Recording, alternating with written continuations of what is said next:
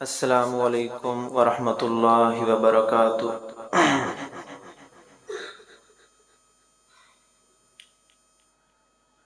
الحمد للہ نحمدہ ونستعینہ ونستغفرہ ونعوذ باللہ من شرور انفسنا ومن سیئات اعمالنا من يهده الله فلا مضل له ومن يضلل فلا هادي له وأشهد أن لا إله إلا الله وحده لا شريك له وأشهد أن محمدا عبده ورسوله۔ اعوذ باللہ السمیع العلیم من الشیطان الرجیم۔ فأما من أعطى واتقى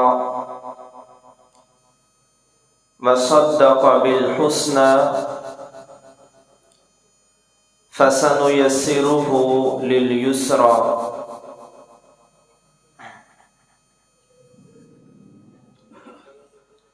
سامعین ذی وقار،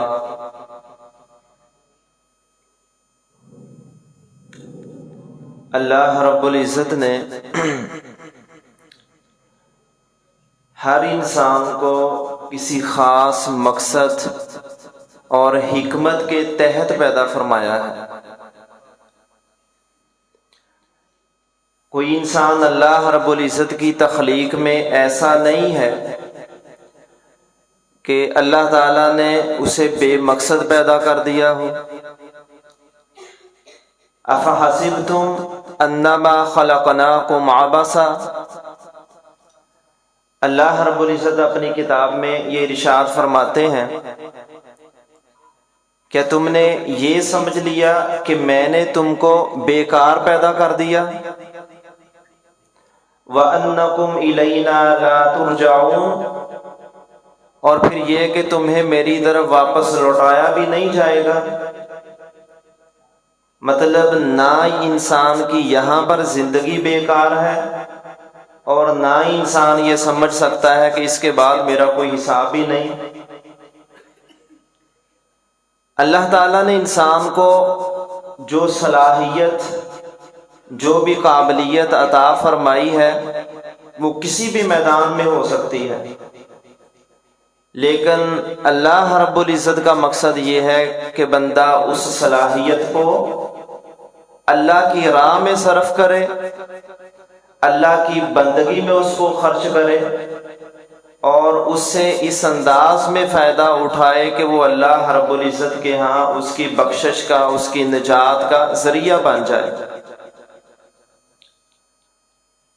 اس لحاظ سے ہم غور کریں، ہر انسان اپنے بارے میں غور کرے اور دیکھے، سوچے سمجھے کہ اللہ نے مجھے کون سی ایسی صلاحیت، خوبی عطا کی ہے جو دوسروں سے الگ ہے، کون سی نعمت سے اللہ رب العزت نے مجھے نوازا ہے جس سے دوسرے لوگ محروم ہیں۔ اگر انسان اس پر غور و فکر شروع کرے تو وہ بے شمار رب تعالیٰ کی ایسی نعمتیں پائے گا جو اس کے لیے ہیں اور بہت ساری دنیا اس سے محروم ہے۔ لیکن اصل پھر کرنے کا کام یہی ہوگا کہ ہم ان نعمتوں کو گنے بھی، شمار بھی کریں، پھر آخر میں یہ سوچیں کہ ان نعمتوں میں اللہ رب العزت کا کتنا حق میں نے رکھا ہے۔ مطلب یہ نعمت فقط اس لیے نہیں ہے کہ انسان اس کے بارے میں گنتی کروانا اللہ رب العزت چاہتا ہے۔ کسی کو مال اللہ نے دیا تو اللہ یہ چاہتا ہے کہ انسان گن کر لوگوں کو بتائے کہ کتنا ہے۔ صحت و عافیت دی ہے، ذہانت دی ہے، کوئی اور قابلیت عطا کی ہے، وہ اس لیے نہیں ہے کہ انسان فقط شمار کر لے، بلکہ اس کا اصل مقصد یہ ہے کہ اس کو اس طریقے سے اور اس راہ پر خرچ کرے جہاں پر خود اللہ رب العزت چاہتے ہیں کہ بندے کی صلاحیتیں صرف ہوں۔ قرآن پاک کی آیت مبارکہ پر غور کریں جو آپ کے سامنے تلاوت کی ہے۔ فَأَمَّا مَنْ أَعْطَى وَاتَّقَى، کہ جس بندے نے اللہ کی راہ میں دیا اور اللہ سے ڈر گیا، تقوی کو اختیار کیا، وَصَدَّقَ بِالْحُسْنَى، اور ہر نیکی اور خیر کی بات کی اس انسان نے تصدیق کی، اس کو اپنا لیا، فَسَنُيَسِّرُهُ لِلْيُسْرَى، تو اللہ رب العزت فرماتے ہیں یہی وہ لوگ ہیں جن کے لیے میں دنیا میں آسانیاں پیدا کروں گا۔ مطلب یہ ہم سب کی خواہش ہوتی ہے کہ میری زندگی اس لحاظ سے آسان ہو کہ مشقتوں سے آزاد ہو جاؤں، کسی کی محتاجگی سے بچ جاؤں، کسی کے سامنے ہاتھ پھیلانے کی ذلت سے بچ جاؤں، اور مجھے کسی کے سامنے ذلیل اور رسوا نہ ہونا پڑے۔ تو اس کا راستہ اللہ رب العزت نے خود بتایا، اگر میری طرف سے آسانیاں چاہتے ہو کہ زندگی مشقتوں سے آزاد ہو جائے، تم لوگوں کی محتاجگی سے آزاد ہو جاؤ، تو یہ راستہ اپناؤ کہ اللہ کی راہ میں خرچ کرو جو بھی تم کر سکتے ہو۔ بڑی حکمت اور بلاغت کی بات، بڑی فصاحت کے ساتھ اللہ رب العزت نے ارشاد فرمایا، فَأَمَّا مَنْ أَعْطَى، اللہ نے فقط اتنا فرمایا کہ جس نے اللہ کی راہ میں دیا، ساتھ کچھ نہیں کہا کہ اس نے مال دیا، اس نے کوئی روپیہ پیسہ، کون سی کرنسی، کون سا خزانہ، کون سی صلاحیت دی۔ یہ اللہ رب العزت نے آزاد اس لیے چھوڑ دیا کہ ہر بندہ جو کچھ اللہ کی راہ میں دے سکتا ہے وہ دے دے، اللہ کے ہاں وہی قابل قبول ہے۔ مطلب اگر کوئی انسان صاحب دولت والا نہیں ہے، اس کے پاس بہت سارے خزانے نہیں ہیں، تو وہ اللہ کی راہ میں کیا دے؟ اس انسان کے پاس اختیار ہے، وہ اپنا وقت اللہ کے لیے صرف کر سکتا ہے، تو اللہ کے ہاں وہ بھی قابل قبول ہے۔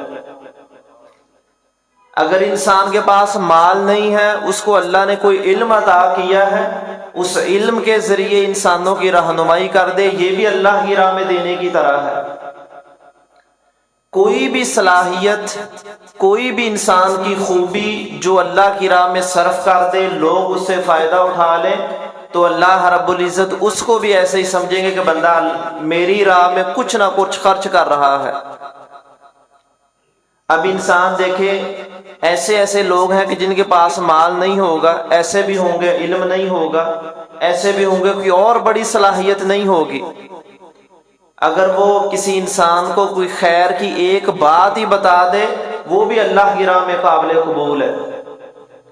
اس لحاظ سے اللہ تعالیٰ نے بڑی حکمت کے ساتھ ارشاد فرمایا کہ اللہ کی راہ میں دو جو کچھ تم دے سکتے ہو۔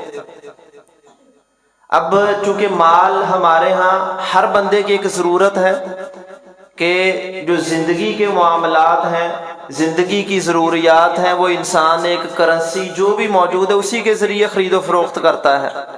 اس لیے مال کی ہماری زندگی میں اہمیت زیادہ بن گئی، ہم لینے دینے میں مال ہی کا لحاظ کرتے ہیں۔ اگر اللہ رب العزت کہیں دینے کا کہے تو ہم مال ہی اس سے مراد لیتے ہیں۔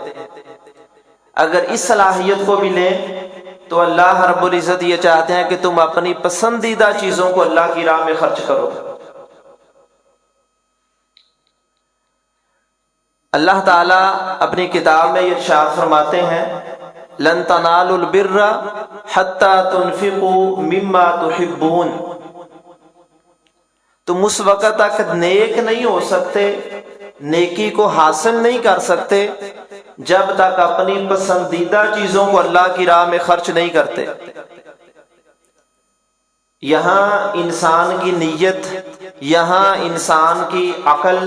اور انسان کی اللہ رب العزت کے ساتھ اس کے خلوص کے امتحان ہوتا ہے کہ وہ اللہ کی راہ میں کیا خرچ کرتا ہے۔ وہ چیزیں جو ردی ہو جائیں، جو اس کی ضرورت کی نہ رہیں، کام کی نہ رہیں، یا اپنا وہ مال، وہ صلاحیت، وہ چیز جو اسے محبوب ہے اور وہ اس کے ساتھ محبت اور رغبت بھی رکھتا ہے، وہ اللہ کی راہ میں خرچ کرنا، یہ سب سے بڑی نیکی ہے۔ حضور اکرم صلی اللہ علیہ وسلم کے پاس ایک بندہ آیا، صحیح بخاری کی روایت ہے، آ کر عرض کرنے لگا کہ یا رسول اللہ صلی اللہ علیہ وسلم، کہ اللہ کو کیا پسند ہے، یہ اللہ کی راہ میں کیا خرچ کروں؟ تو آپ صلی اللہ علیہ وسلم نے فرمایا کہ اس وقت تیرا اللہ کی راہ میں خرچ کرنا کہ جب تجھے مال کی ضرورت ہو، تو اس کی حرص رکھتا ہو، تجھے اس کی چاہت ہو،